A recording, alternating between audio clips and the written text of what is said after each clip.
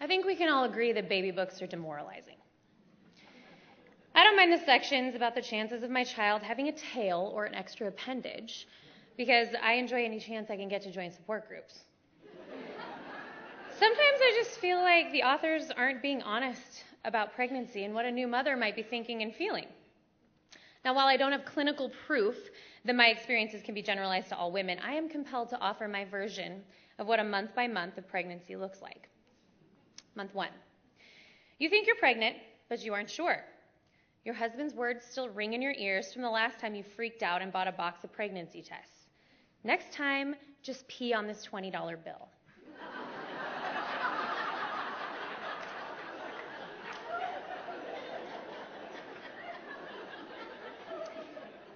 You decide that it's still okay to drink at a party. 2 mojitos, 3 shots of tequila, and 1 really bad karaoke version of Don't Stop Believing Later. You realize you may have made a horrible mistake. Month 2. Still too cheap to buy a pregnancy test. You will agonize over every little change in your body. Why are corn dogs so delicious?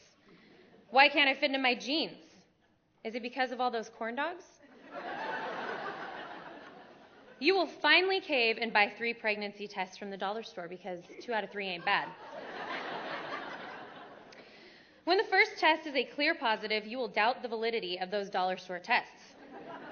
Yet you'll proceed to take the other 2 while your husband panics.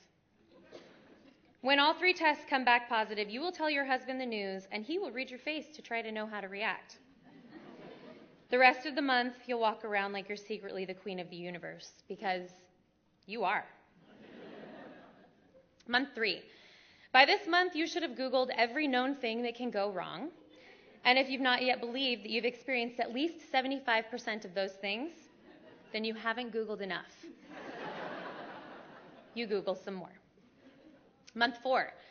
This month, you should plan on having a complete mental breakdown. Your husband will do incredibly insensitive things like forget to put the toilet seat up or down, depending on how you feel that day. And he will also make rude remarks like, "Can you pass me the salt?"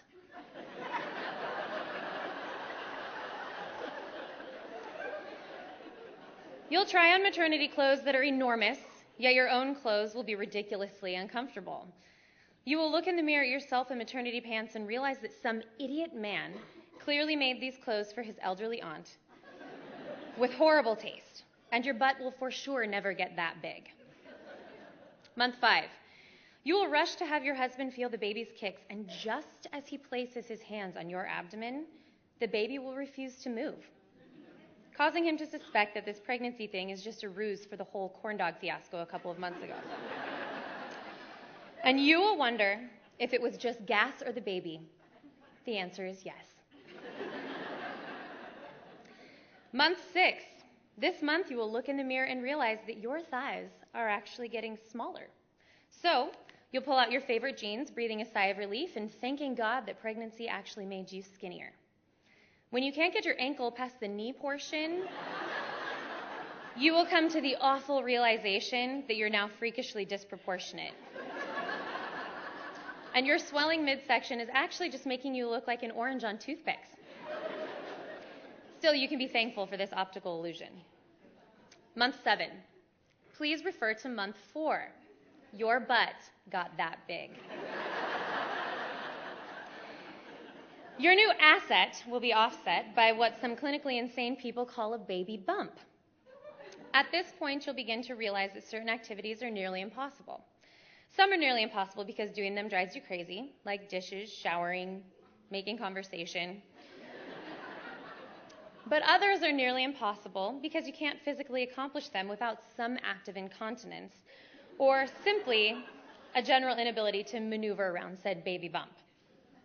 You have likely forgotten what it was like to not be pregnant, and you're probably feeling pretty good about the way you look and feel. You can stop worrying about eating too much at parties because you're wearing stretchy pants, and you can't possibly have a food baby. You might even tell yourself that you look like a goddess in your flowing maternity gowns because you actually do. You should enjoy it. Month 8. By now, you will have the reflexes of a ninja, quickly fending off the questions, comments, and wandering hands of curious strangers. No matter what you tell them, conversation will likely turn to the many horror stories of birth and child rearing. You should feel free to mentally karate chop these people as you turn and walk away. Month 9. This is the final countdown. But it won't feel that way because this month has the ability to stretch the space-time continuum.